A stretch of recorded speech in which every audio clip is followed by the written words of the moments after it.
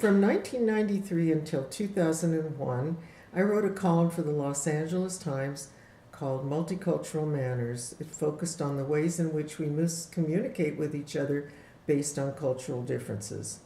In 1997, I had heard about the Tibetan celebration of New Year's, which takes place in February, although it varies from year to year. And I contacted someone within the community. His name was Tenzing, and I later learned that that's a very common name among Tibetans. At any rate, Tenzing was gracious enough to invite me over to his home to talk about the celebration and to show me their home altar, which actually took up an entire room. Upon the altar were many things, including a large picture of the Dalai Lama and some very lovely butter carvings. And I wish I could have some here to show you, but they would melt living here in the desert. Anyway, he lived with 3 generations of his family, and his sister came home while I was there, and she was working as a nurse, and she brought me some tea. I had heard about the tea.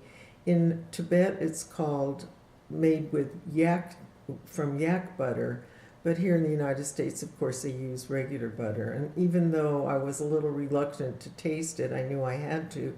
And so she brought me the tea with the butter, and it was really quite delicious. And then she brought out something on a little platter, and she said, "Here, try this." And I said, "Well, what do you call it?" And she said, "We call it quesadillas." And I said, "Oh, I know quesadillas."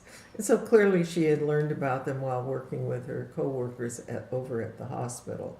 Well, I published the article about New Year's, and it appeared in the 1997 column. And as a result, the Tibetans were so thrilled they invited me to their community celebration, and I happily attended.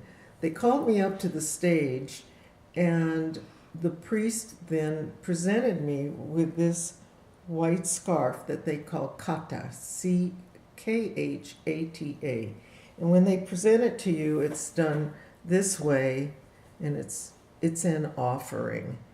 They use scarves in Tibet as offerings because the climate is too cold to use flowers. So I was so thrilled to have this, and I was so thrilled that they were so pleased with what I had written, that I was asked to stand on the stage and draw the winning ticket for whatever it was they were giving away that day.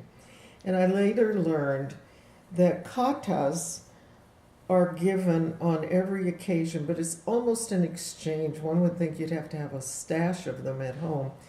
For example, if you go to a wedding, you bring a kata for all the people being honored, the bride and groom, and for the priest.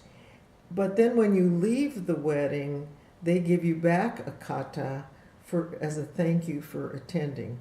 So the kata is very special among the Tibetan community, and I have treasured this ever since.